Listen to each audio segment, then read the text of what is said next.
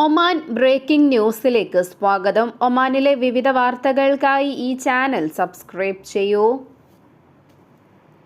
മത്ര cable car പദ്ധതിയുടെ നിർമ്മാണ പ്രവർത്തനങ്ങൾ അതിവേഗത്തിൽ പുരോഗമിക്കുന്നു. സൂഖ്, കോട്ട, മ്യൂസിയം, അൽ അലം കൊട്ടാരം തുടങ്ങി പ്രദേശത്തിന്റെ മൊത്തം ആകാശക്കാഴ്ചകൾ സമ്മാനിക്കുന്ന പദ്ധതി മത്ര ടൂറിസത്തിന്റെ മുഖം മാറ്റുമെന്ന് ഷബീൻ സിഇഒയും കോ-ഫൗണ്ടറുമായ ഖാലിദ് അൽ നബ്ഹാനി പറഞ്ഞു. ഏകദേശം 12 മാസത്തിനുള്ളിൽ പൂർത്തിയാകുമെന്നാണ് പ്രതീക്ഷിക്കുന്നത്. നേരത്തെ നഗരസഭാ അധികൃതരും കേബിൾ കാർ പദ്ധതി പ്രവർത്തന പുരോഗതി വിലയിരുത്തിയിരുന്നു. റക്കായിസ് എന്ന പേരിലുള്ള കമ്പനിയാണ് പദ്ധതിയുടെ കരാർ ഏറ്റെടുത്തിരിക്കുന്നത്. കേബിൾ കാർ യാഥാർത്ഥ്യമാക്കുന്നതിനോടൊപ്പം പദ്ധതി നടത്തിപ്പ് ചുമതലയും കമ്പനിക്കായിരിക്കും. മസ്കറ്റ് ഗവർണറേറ്റിലെ പ്രധാന വിനോദസഞ്ചാര കേന്ദ്രമായ മത്രയിൽ ഒരുങ്ങുന്ന മത്ര കേബിൾ കാർ കോർണിഷിനോട് ചേർന്നുള്ള സ്ഥലത്തു നിന്നാണ് ആരംഭിക്കുന്നത്. കേബിൾ കാർ റൂട്ട് ഉൾപ്പെടെ നേരത്തെ നിശ്ചയിച്ചിട്ടുണ്ട്. മസ്കറ്റ് ഗവർണറേറ്റിൽ കൂടുതൽ വിനോദസഞ്ചാരികളെ ആകർഷിക്കുന്നതായിരിക്കും കേബിൾ കാർ പദ്ധതി. കോർണിഷിലെ ഫിഷ് മാർക്കറ്റ് സ്റ്റാൻഡിൽ നിന്നായിരിക്കും കേബിൾ കാർ യാത്ര ആരംഭിക്കുക. റിയാം പാർക്കിന് മുന്നിലായിരിക്കും അടുത്ത സ്റ്റോപ്പ്. റൈഡർമാർക്ക് വിശ്രമിക്കാനും പാനീയങ്ങൾ കുടിക്കാനുമുള്ള സ്റ്റോപ്പായി ഇത് പ്രവർത്തിക്കും. പദ്ധതിയുടെ ആകൃതി ഏകദേശം 5 കിലോമീറ്റർ ദൂരത്തേക്ക് ഇംഗ്ലീഷ് അക്ഷരമാലയിലെ വി പോലെയായിരിക്കും. ഒരാൾക്ക് 4 മുതൽ 6 റിയാൽ വരെ ചെലവ് വരുമെന്നാണ് പ്രതീക്ഷിക്കുന്നത്. 34 കേബിൾ കാറുകളായിരിക്കും ഉണ്ടാകുക എന്നാണ് നിലവിൽ ലഭിക്കുന്ന സൂചന. ഒമാനിലേക്ക് നിയമവിരുദ്ധമായി പ്രവേശിക്കാൻ ശ്രമിച്ച 12 പേർ അറസ്റ്റിലായി. 7 ബംഗ്ലാദേശികൾ, 3 എത്യോപ്യക്കാർ, 1 യമനി, 1 പാകിസ്ഥാനി എന്നിവരാണ് കഴിഞ്ഞ ദിവസങ്ങളിൽ പിടിയിലായതെന്ന് റോയൽ ഒമാൻ പോലീസ് അറിയിച്ചു. തൊഴിൽ താമസ നിയമങ്ങൾ ലംഘിച്ച് നിയമവിരുദ്ധമായി രാജ്യത്ത് പ്രവേശിച്ച ഇവരെ ബുറൈമി ഗവർണറേറ്റ് പോലീസ് കമാൻഡിന്റെ directorate of enquiries and criminal investigations ആണ് പിടികൂടിയത്. നിയമ നടപടികൾ പൂർത്തിയാക്കി വരികയാണെന്ന് അധികൃതർ പ്രസ്താവനയിൽ വ്യക്തമാക്കി. ഒമാൻ ഭരണാധികാരി സുൽത്താൻ ഹൈത്തം ബിൻ താരിഖുമായി ടെലിഫോണിൽ സംസാരിച്ച് ഐക്യരാഷ്ട്രസഭാ സെക്രട്ടറി ജനറൽ ആന്റോണിയോ ഗുട്ടറസ്. സമാധാന ശ്രമങ്ങൾ മുന്നോട്ട് കൊണ്ടുപോകുന്നതിലും സംഘർഷങ്ങൾ കുറയ്ക്കുന്നതിനും മേഖലയിൽ സ്ഥിരത വളർത്തുന്നതിലും ഒമാൻ വഹിച്ച നിർണായക പങ്കിന് ആന്റോണിയോ ഗുട്ടറസ് പ്രശംസിച്ചു. ചെങ്കടലിൽ സമുദ്രഗതാഗതം പുനഃസ്ഥാപിക്കുന്നതിനും അമേരിക്കയും സെനായിലെ യമൻ അധികാരികളും തമ്മിലുള്ള പ്രശ്നം അവസാനിപ്പിക്കുന്നതിന് മധ്യസ്ഥത വഹിച്ച ഒമാന്റെ ശ്രമങ്ങളെയും കൂടാതെ ഇറാനും അമേരിക്കയും തമ്മിലുള്ള ആണവ ചർച്ചകളിൽ ഒമാൻ നടത്തിയ മധ്യസ്ഥ ശ്രമങ്ങളെയും സെക്രട്ടറി ജനറൽ പ്രശംസിച്ചു.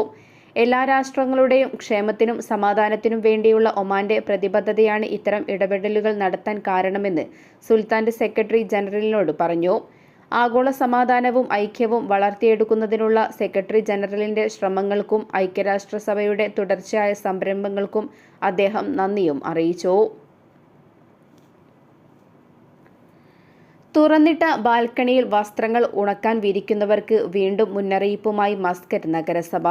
50 റിയാൽ മുതൽ 5000 റിയാൽ വരെ പിഴയും 24 മണിക്കൂർ മുതൽ 6 മാസം വരെ തടവും ശിക്ഷ ലഭിക്കുന്ന നിയമലംഘനമാണിത്. എന്നാൽ മറയുള്ള ബാൽക്കണികളിൽ വസ്ത്രം ഉണക്കാൻ ഉപയോഗിക്കുന്നതിൽ കുഴപ്പമില്ല.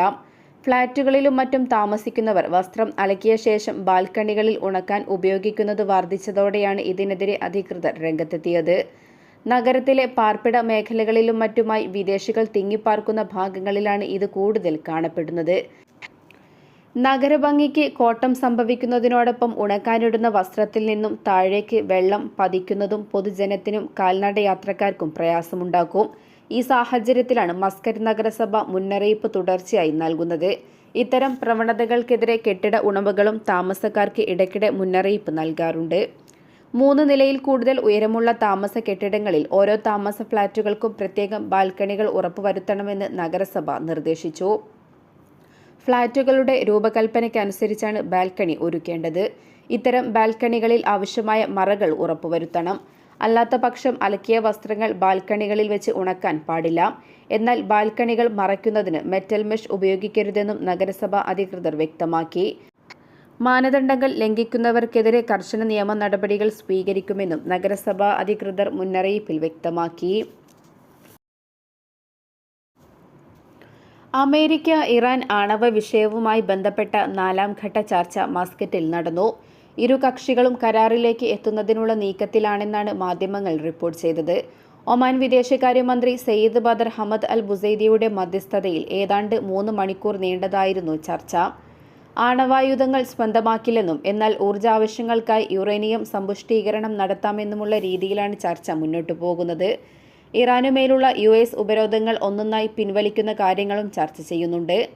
മാന്യമായ കരാറുകളിൽ എത്താനാണ് ആഗ്രഹിക്കുന്നതെന്നും ചർച്ചകൾക്ക് ശേഷം സയ്യിദ് ബദർ പറഞ്ഞു. ഇരു കക്ഷികളും അവരുടെ നേതൃത്വങ്ങളുമായി കൂടിയാലോചിച്ച ശേഷം 5ാം റൗണ്ട് ചർച്ചകൾ നടക്കുമെന്നും അദ്ദേഹം വ്യക്തമാക്കി.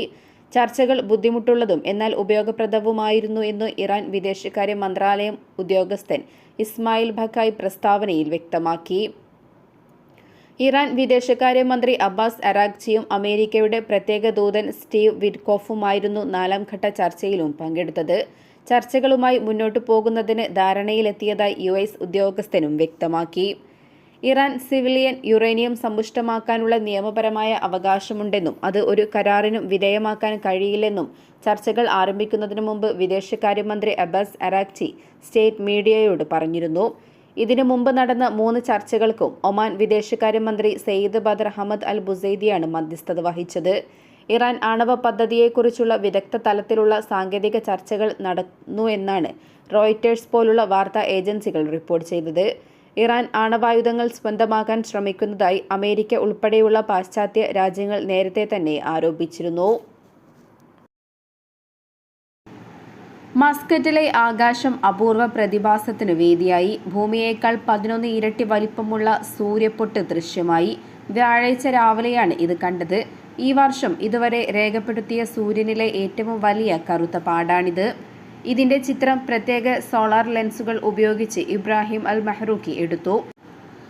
സൗരോപരിതലത്തിൽ വ്യാപിച്ച നിലയിൽ AR 4079 എന്ന പൊട്ടാണിതെന്ന് ചിത്രത്തിൽ വ്യക്തമാണ്. മെയ് 8-എടുത്ത ഈ photo Oman society of astronomy and space പങ്കുവച്ചു. വിദേശയാത്ര ചെയ്യുന്ന പൗരന്മാരുടെ ക്ഷേമത്തിനായി സമഗ്ര യാത്രാ ആരോഗ്യ സേവനം നൽകുമെന്ന് ആരോഗ്യ മന്ത്രാലയം അറിയിച്ചു. പുറപ്പെടുന്നതിന് മുമ്പും വിദേശത്ത് താമസിക്കുന്ന വേളയിലും ഒമാനിലേക്ക് തിരിച്ചെത്തുമ്പോഴുമുള്ള പ്രതിരോധ ഉപദേശക ചികിത്സാ സേവനങ്ങൾ നൽകുന്നതാണ് പദ്ധതി. ഈ സേവനത്തിലൂടെ യാത്രക്കാർക്ക് വ്യക്തിഗത മെഡിക്കൽ സേവനങ്ങൾ ലഭ്യമാകും. ഈ സേവനം ലഭിക്കുന്നതിനായി യാത്രയുടെ 4 മുതൽ 6 വരെ ആഴ്ചകൾക്ക് മുമ്പ് ഏറ്റവും അടുത്തുള്ള പ്രൈമറി ഹെൽത്ത് കെയർ സ്ഥാപനമോ ഹെൽത്ത് കോംപ്ലക്സോ സന്ദർശിക്കണം. അങ്ങനെ ആരോഗ്യ മന്ത്രാലയത്തിന്റെ ട്രാവൽ ഹെൽത്ത് ക്ലിനിക് നൽകുന്ന നിരവധി സേവനങ്ങൾ ഉപയോഗപ്പെടുത്താം. അന്താരാഷ്ട്ര യാത്രയുമായി ബന്ധപ്പെട്ട ആരോഗ്യ ഭീഷണികൾ കുറയ്ക്കാനും പൊതുജനാരോഗ്യം മെച്ചപ്പെടുത്താനും ലക്ഷ്യമിട്ടിട്ടുള്ളതാണ് ഈ പദ്ധതി. ദോഫാർ ഗവർണറേറ്റിലെ സലാലയിൽ നിർമ്മിച്ച വാദി അനാർ ഡാം കൃഷി, ഫിഷറീസ്, ജലവിഭവ മന്ത്രാലയം നാടിന് സമർപ്പിച്ചു. 23 മില്യൺ ഒമാനി റിയാൽ ചെലവഴിച്ചാണ് ഡാം പൂർത്തീകരിച്ചത്. വെള്ളപ്പൊക്കക്കെടുതി തടയുക എന്ന ലക്ഷ്യത്തോടെയാണ് ഡാം യാഥാർത്ഥ്യമാക്കിയിരിക്കുന്നത്. തൊഴിൽ മന്ത്രി ഡോക്ടർ മഹദ് സെയ്ദ് ബൗയിന്റെ നേതൃത്വത്തിലായിരുന്നു ഉദ്ഘാടന ചടങ്ങുകൾ. സർക്കാർ, സ്വകാര്യ മേഖലകളിലെ ഉദ്യോഗസ്ഥരും പങ്കെടുത്തിരുന്നു. സമീപ പർവ്വതങ്ങളിൽ നിന്നും കനത്ത മഴയുടെ സമയത്ത് കുതിച്ചെത്തുന്ന വെള്ളം തടഞ്ഞ് വൻതോതിൽ സംഭരിക്കാൻ ഡാമിന് ശേഷിയുണ്ട്. ഇതിലൂടെ ജലസുരക്ഷ ഉറപ്പാക്കാം. ഡാമില്ലെങ്കിൽ ഈ വെള്ളം സലാല തുറമുഖം, Raysut industrial city, Salalah free zone എന്നിവിടങ്ങളിലേക്കാണ് ഒഴുകുക. അടിയന്തര ഘട്ടങ്ങളിൽ ഡാമിന്റെ സുരക്ഷ ഉറപ്പുവരുത്താൻ നൂതന സാങ്കേതിക വിദ്യകൾ നടപ്പിലാക്കിയിട്ടുണ്ട്. തടാകത്തിലെ വെള്ളത്തിന്റെ തോത് കണക്കാക്കുന്ന സ്മാർട്ട് മോണിറ്ററിംഗ് സംവിധാനങ്ങൾ ഉൾപ്പെടെ ഉപയോഗിക്കും. ഭൂചലന സെൻസറുകളുമുണ്ട്. ഡാമിന്റെ എല്ലാ ഭാഗങ്ങളെയും ഉൾക്കൊള്ളുന്ന രീതിയിൽ നിരീക്ഷണ ക്യാമറകളും ഘടിപ്പിച്ചിട്ടുണ്ട്. ആവശ്യമുള്ള സമയത്ത് വെള്ളമൊഴുക്ക് നിയന്ത്രിക്കുന്ന ഓട്ടോമാറ്റിക് കൺട്രോൾ ഗേറ്റുകളുമുണ്ട്.